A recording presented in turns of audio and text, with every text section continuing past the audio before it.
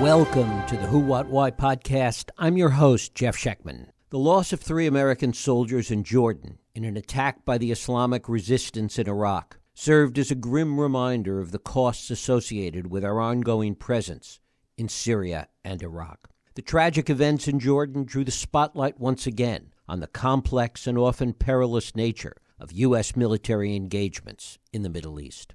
To help us understand and navigate through this delicate and deeply important topic, I'm joined by Joshua Landis, the director of the Center for Middle East Studies at the University of Oklahoma and a non-resident fellow at the Quincy Institute. Landis is a well-known expert whose profound insights into Middle Eastern dynamics are sought after by policymakers and scholars alike. He's written extensively of late, urging a reevaluation of U.S. troops' continued presence in Syria and Iraq, and provides a timely and critical perspective on an issue that touches on national security, international relations, and the underlying and moral imperatives guiding U.S. foreign policy. Landis argues that the mission that initially justified the deployment of U.S. forces to the region to destroy ISIS has been fulfilled, and that the continued military footprint only exacerbates tensions and hostilities in a region already on the brink.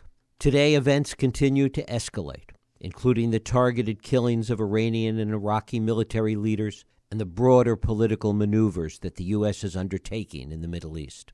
Joshua Landis's work aims to shed light on the intricate web of regional politics, the aspirations and grievances of the local populations, and the potential pathways, if they even still exist, to a more stable and peaceful Middle East. As far back as the early 1970s, Nixon and Kissinger spoke of the Middle East as the tinderbox that could spark a third world war. Today, 50 years later, it's not less but more true. It is my pleasure to welcome Joshua Landis here to the Who, What, Why podcast. Joshua, thanks so much for joining us. Jeff, thank you very much for such a kind introduction and for this great layout that you've written in your intro. Well, it is great to have you here. First of all, talk a little bit about what the troop levels are in the Middle East right now in terms of U.S. troops. I think that it's fair to say that many Americans thought that we were long since out of Iraq and Syria at this point. Well, we've got about 2,500 troops in Iraq. We have another 1,000 in Syria and about 3,000 in Jordan. Of course, those are just the official troops. There are tons of contractors, diplomats, and others that are supporting these bases. So it's a fairly big operation. Of course, once you go to the Gulf, in Qatar and Saudi Arabia and so forth, there are many more troops, and that's where we have our real power based. So, we have a very big presence in the Middle East, and some people are saying it's actually has grown over the last few years. And talk about the initial mission that these troops had, particularly in Iraq and Syria and even in Yemen, and what has transpired to, in fact, create a situation now where arguably those troops probably shouldn't be there. Well, it depends on which date you start at. Of course, America's mission in Iraq began in 2003 when we invaded and overthrew Saddam Hussein. And President Bush, his rationale for this changed rather rapidly once we got into Iraq and discovered that there were no weapons of mass destruction. And Saddam Hussein didn't have connections to al-Qaeda.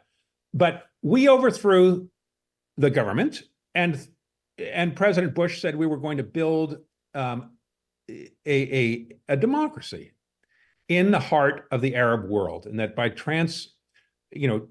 transforming this nasty dictatorship into a power-sharing, democratic, capitalist country, it would create a domino theory in which the rest of the Middle East would become democratic and see a shining example on the Hill. Now, of course, that didn't work out. That was a daydream of the U.S. imagination. And what it did instead is it kindled and launched a very bloody civil war because Saddam Hussein was perched on top of really an empire with a number of different peoples under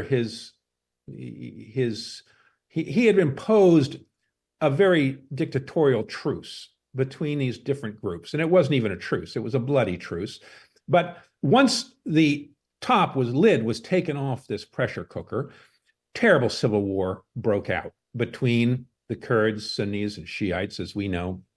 And America tried to stanch the bloodletting, and it did so by helping the Shiites to the top of Iraqi society and casting the Sunnis, who were the minority but had been in power under Saddam, down to the bottom of society. And that just brought up tons of ill will. And we first got al-Qaeda under Zarqawi, and then we got ISIS, which were Sunni Arab, really efforts to return the Sunni Arabs to the top of Iraqi society and to recapture the state under Islamic guise. So this was a form of Sunni Arab revanchism, and America had to destroy the Sunni Arab community in Iraq, which is really what it did, by bombing first al-Qaeda, and then once we withdrew, ISIS grew up. And ISIS was really a reformed al-Qaeda, and it got its second wind in Syria because of the civil war that broke out in Syria after Arab Spring 2011. And President Assad had to abandon eastern Syria, which is largely desert, the area near Iraq. And he pulled his troops out of this forlorn region to concentrate on the cities, which are all in the west of Syria. And that meant that you had this big playground in which al-Qaeda could sweep in and begin to conquer territory up and down the Euphrates River. And it recast itself as ISIS under Caliph Baghdadi. And you got a state, an ISIS state, the size of Great Britain.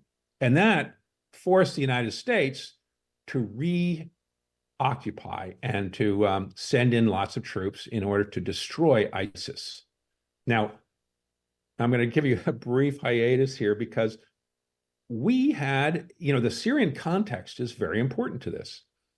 Initially, President Obama jumped in on the side of the Syrian rebels, who were mostly Sunni Arabs, during the Arab Spring.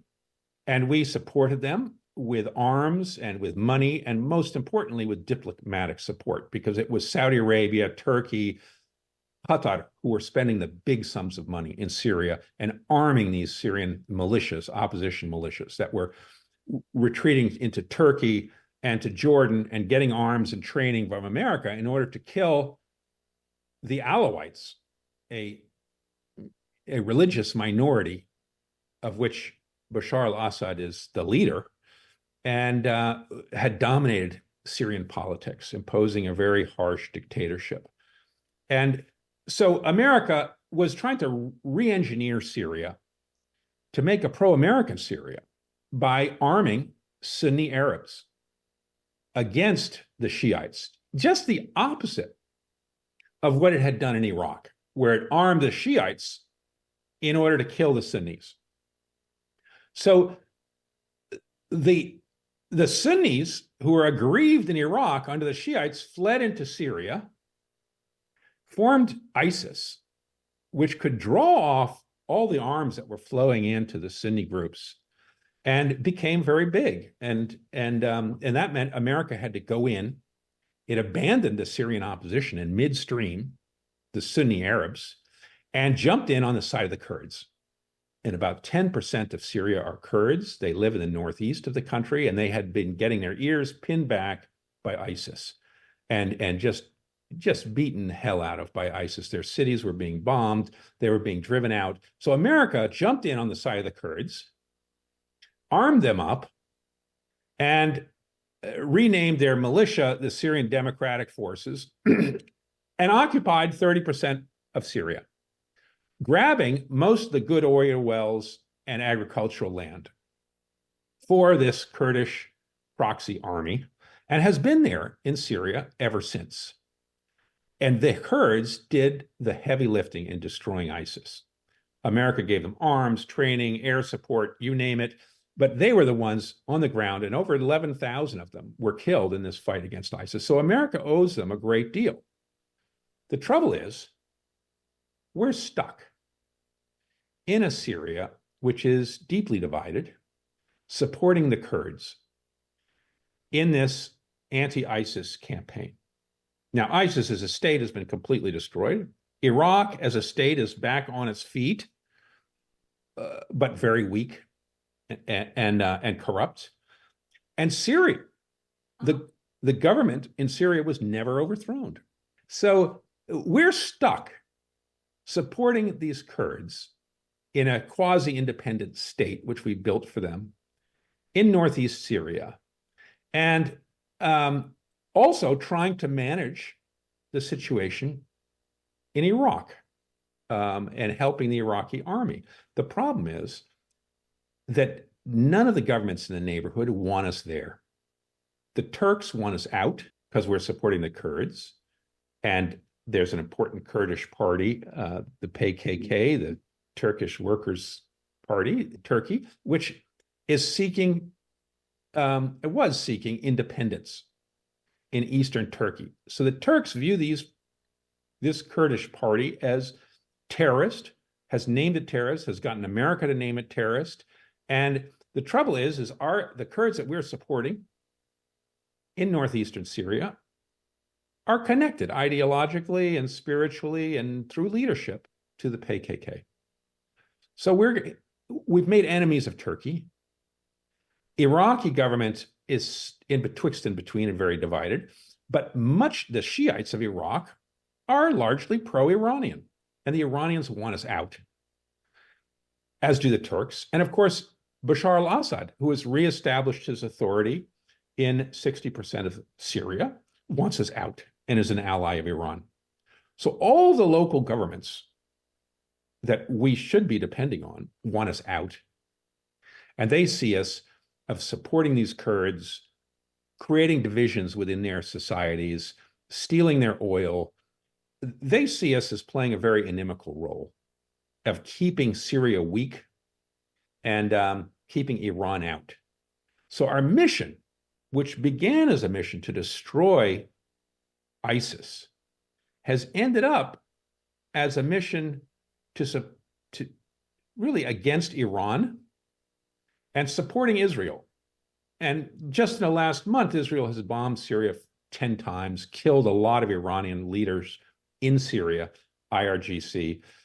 And so this infuriates Damascus, it infuriates Iran, and Iran is going to encourage its allies in the region to send more rockets, more drones to bomb American bases and to kill the Kurdish proxies, which Turkey is doing and Assad is helping out in.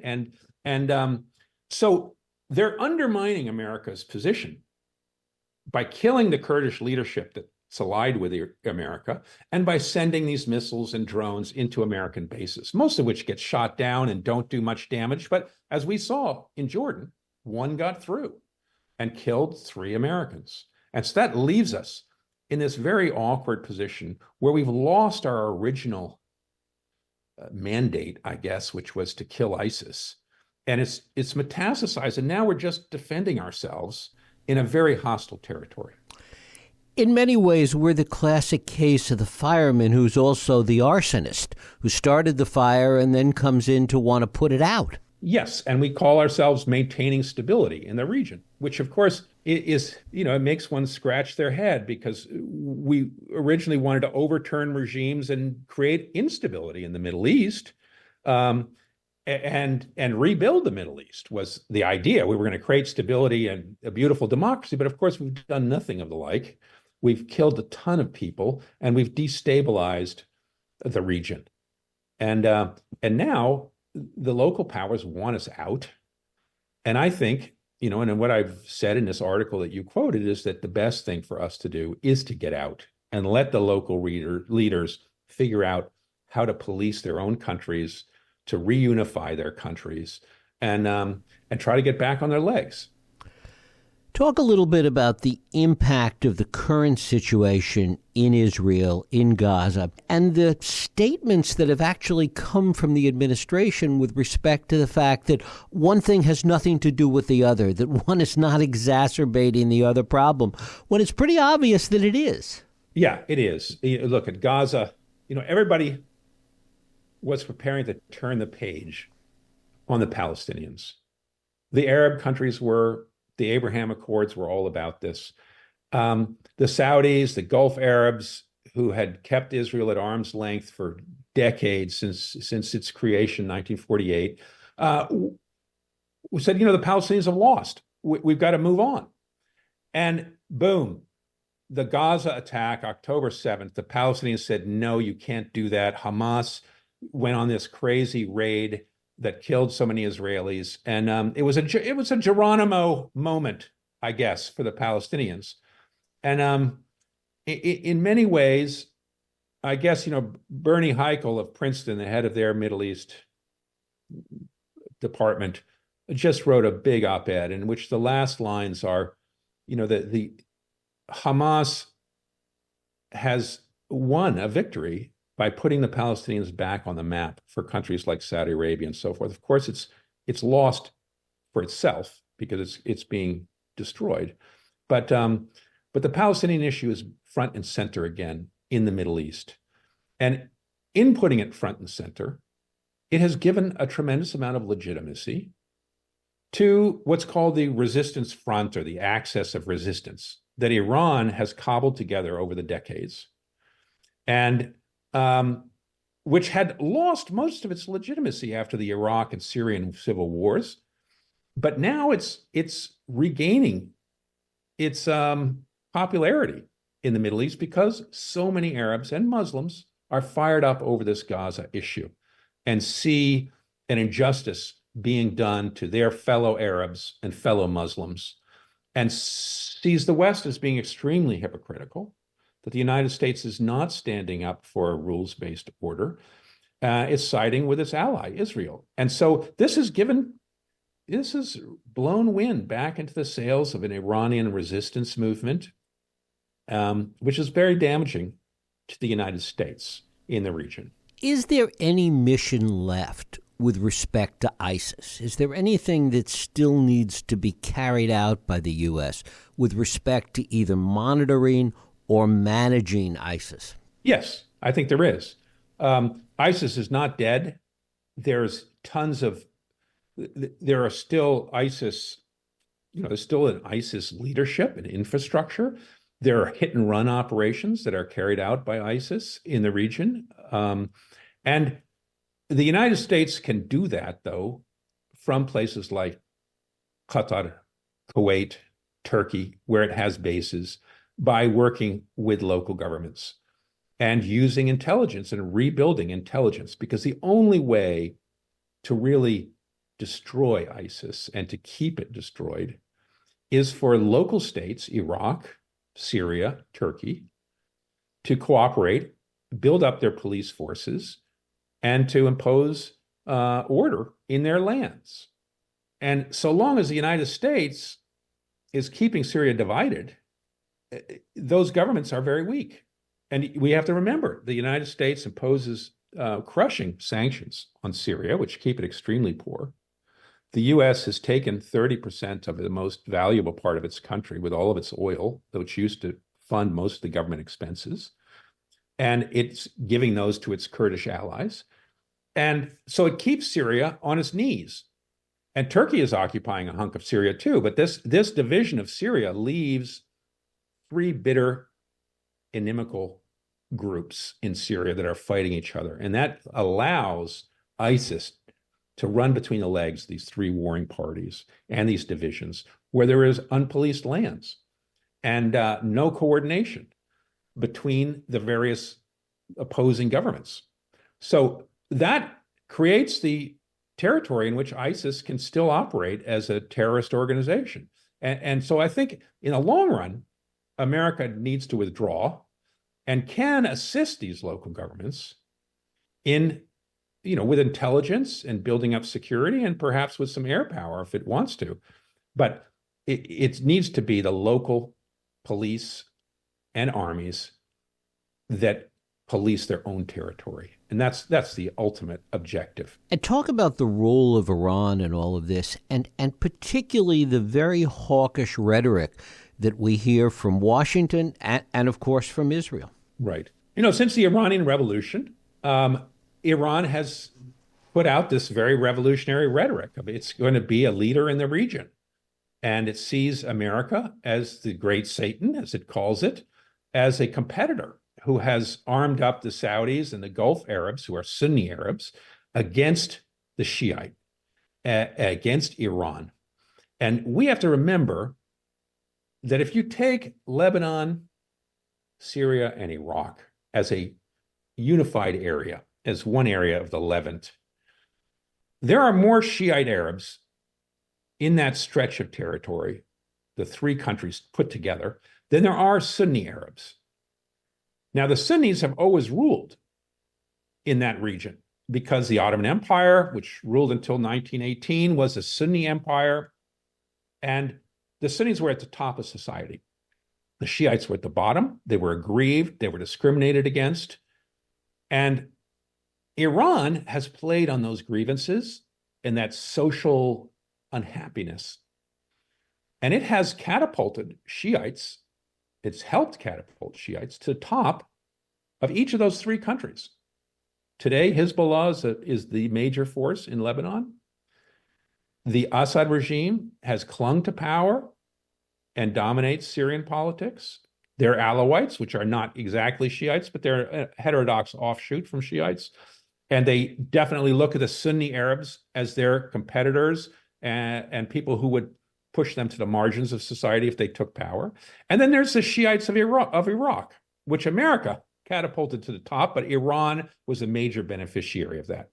So Iran has managed to extend its power over this northern part of the Middle East by helping these beleaguered, discriminated against Shiites who had been dispossessed and helping them gain power. So the Shiites are extremely indebted to Iran, and they're dependent on Iran militarily. So Iran has seized this as a way to push America out.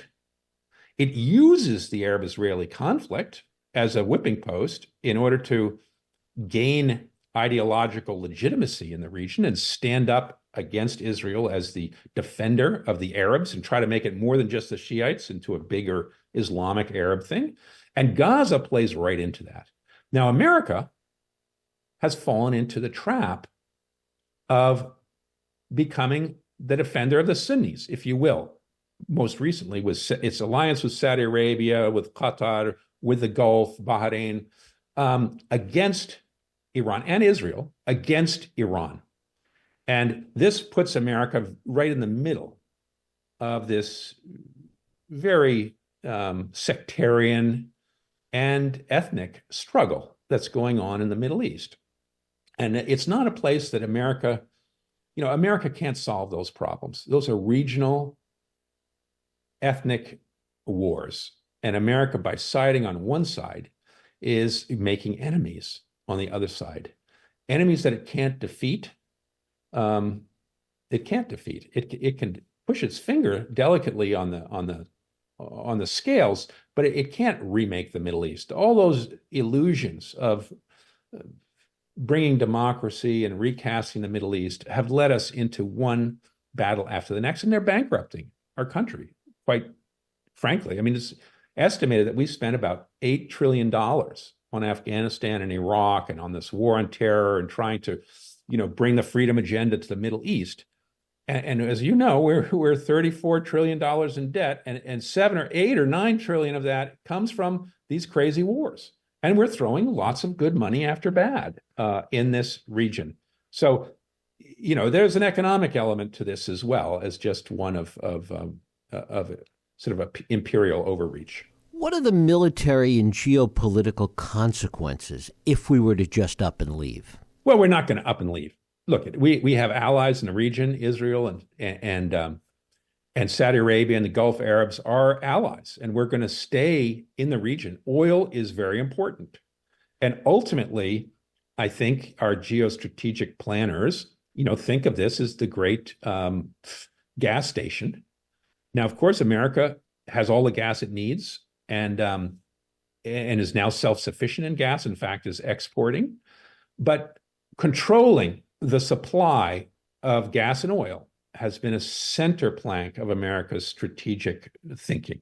And that's where this relationship with Saudi Arabia has been so important, because Saudi Arabia is the head of OPEC, is in many ways sets prices.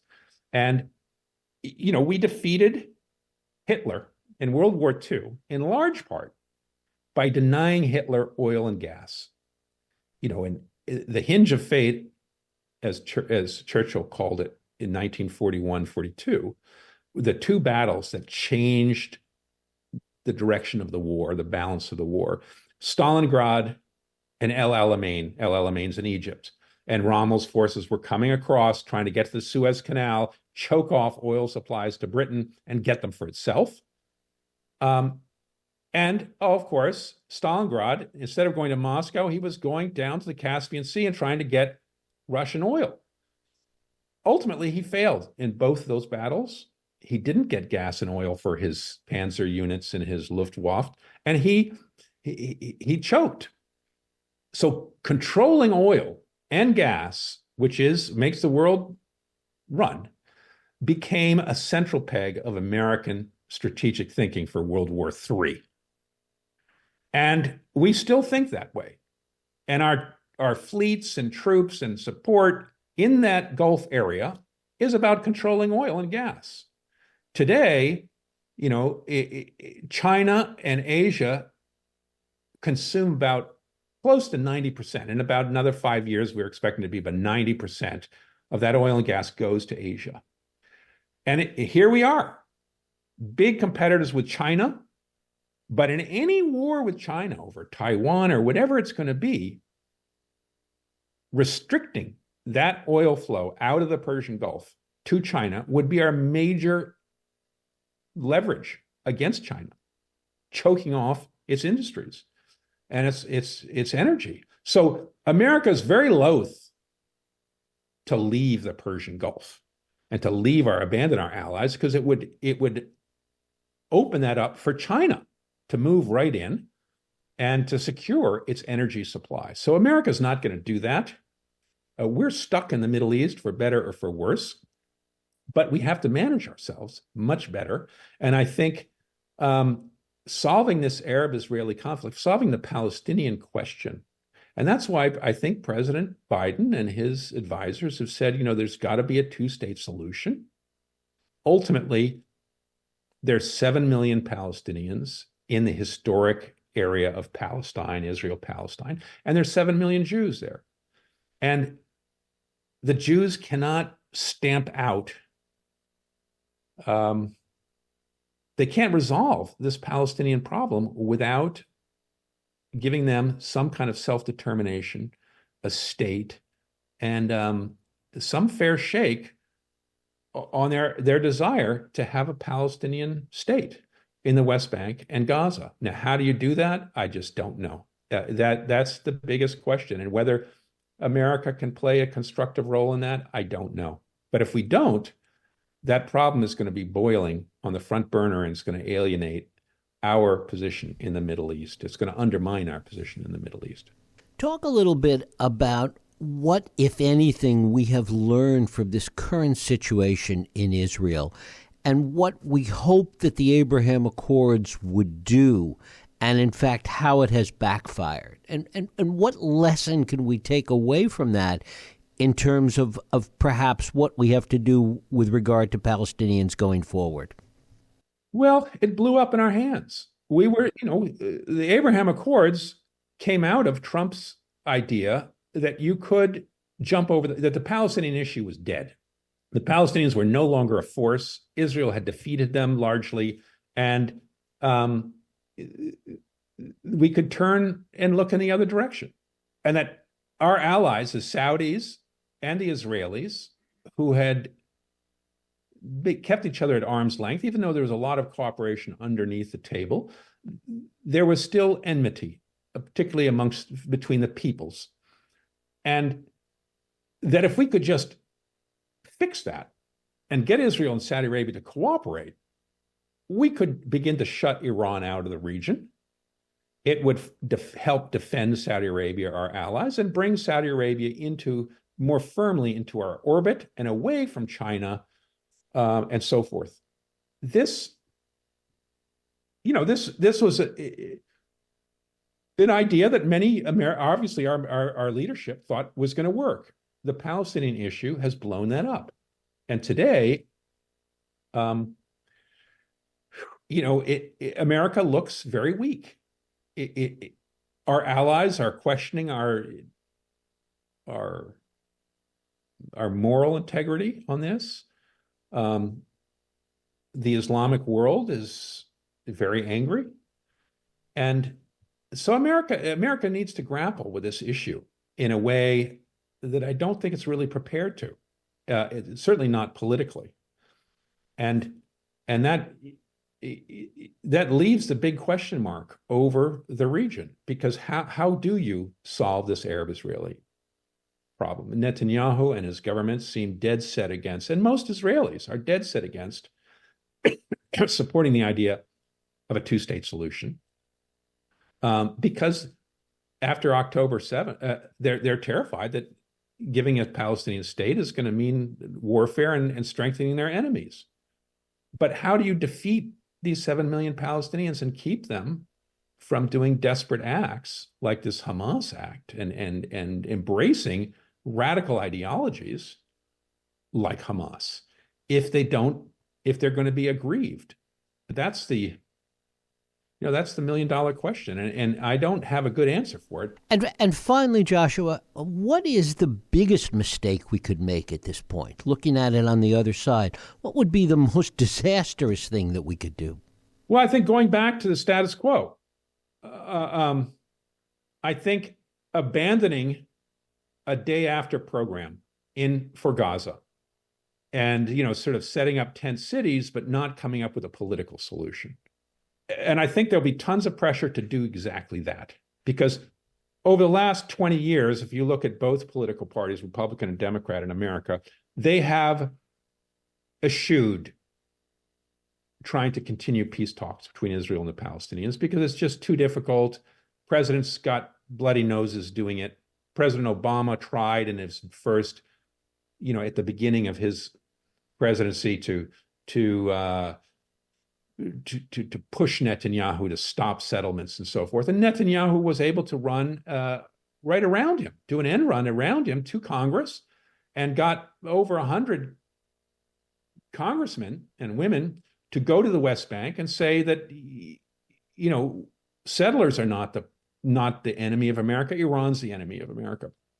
And I think Netanyahu managed to thumb his nose at Obama and subsequent presidents because he's Israel and America attached at the hip. And this makes it extremely hard for Biden, I think, to find his way out of this towards some kind of political solution, which will require putting serious pressure on Israel, which is, of course, very dependent on the United States. It could be, America could put pressure, but politically it's very difficult for American presidents to do that because the American establishment doesn't want to do that. And that's what makes us in such a bind here, and which makes this Gaza situation which the whole world is looking at, of course, with social media and so forth. And I think the world's hearts have gone out to the Gazans and are waiting to see if America's capable of giving them a fair shake. And it's not clear whether America is or whether Israel's in a mood to do that after October 7th. Joshua Landis, I thank you so much for spending time with us. Well, it's a pleasure talking with you, Jeff. I wish I had better answers for your question. It leaves us in a very, difficult situation. But I think it is a difficult situation, and I don't see, I see the momentum or the momentum and the inertia is moving towards returning to some kind of status quo and not really getting a two-state solution off the ground, and just leaving Gaza as a terrible ghetto where anger and hatred is going to be revived once again, without finding a constructive outlet for the 2 million people trapped there. Well, the one thing that becomes abundantly clear as you go through this history and we bring it right to the present is that the U.S. is constantly boxed in at every step of the way, and that now we're in boxes inside boxes inside boxes. Well, I think that's a very good description of it. That is. And our situation in Syria and Iraq are a bit like that. We've lost our directions, and we're just trying to defend our troops in these distant desert outposts, which are scattered along this big stretch of territory where all the governments are hostile to us. We have a few little allies in the Kurds and others, but mostly the powers that be want us out. And we're digging in our heels because we don't want to look weak. Biden doesn't want another Afghan moment. And he's kicking the can down the road, and it's going to go to the next president. And that's what's probably going to happen on Gaza and other things. Joshua Landis, thank you so much for joining us on the Who, What, Why podcast. Appreciate it. Pleasure. Thank you. And thank you for listening and joining us here on the Who, What, Why podcast. I hope you join us next week for another radio Who, What, Why podcast. I'm Jeff Sheckman. If you like this podcast, please feel free to share and help others find it by rating and reviewing it on iTunes. You can also support this podcast and all the work we do by going to whowhatwhy.org/donate.